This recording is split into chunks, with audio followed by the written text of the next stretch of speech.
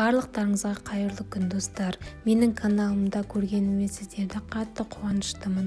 Осы апта сіздердің назарларыңызға лағманның қамырын ұсынбақшымын.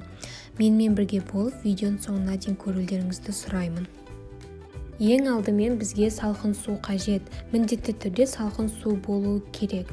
Және жұмыртқа, тұз араластырып, електен өткізілген ұн салып, барынша қатты етіп қамыр илейміз. Тағы бір айтар кеңесім, ұнды 2-3 рет цитудан өткізіп алған жөн.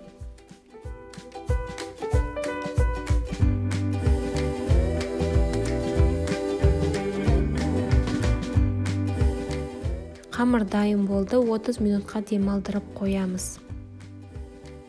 Иіні қанған қамырды пласт етіп жаямыз, 1,5-2 см ұзыншалап кесеміз. Үстінен майлап 20 минутқа қалдырамыз. Міндетті түрде күнбағыс майымен майлау қажет.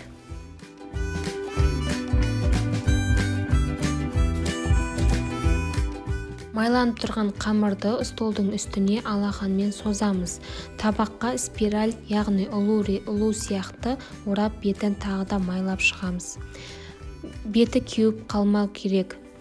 Қамыр кеуіп қалмас үшін бетін пакетикпен орап қойсаңыздар да болады.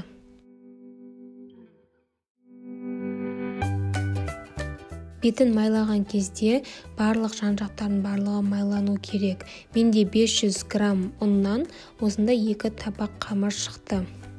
Бетін жауып 15 минутқа демалдырып қоямыз. Екінші қайтара созамыз. Барынша біркелкі созуға тырысыңыздар. Алақанның көмегімен алақанымызды майлап аламыз.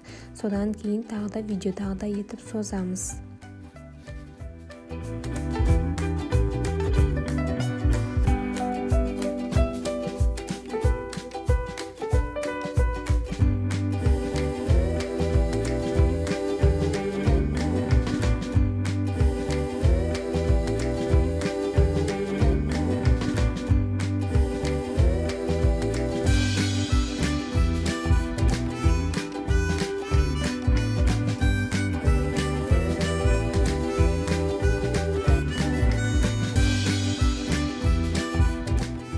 Қамырды видеодағыдай 2 қолға іліп алып, 2-3 рет столға ұрып созып аламыз. Және де осы орайда айта кететінім, осы қамырды ұрып жатқан кезде кастрюльге су қайната берсеңіздер болады. Немесе тефальға қайнаған су қойып, газдың астын жағып, суларыңызды дайындай берсеңіздер болады.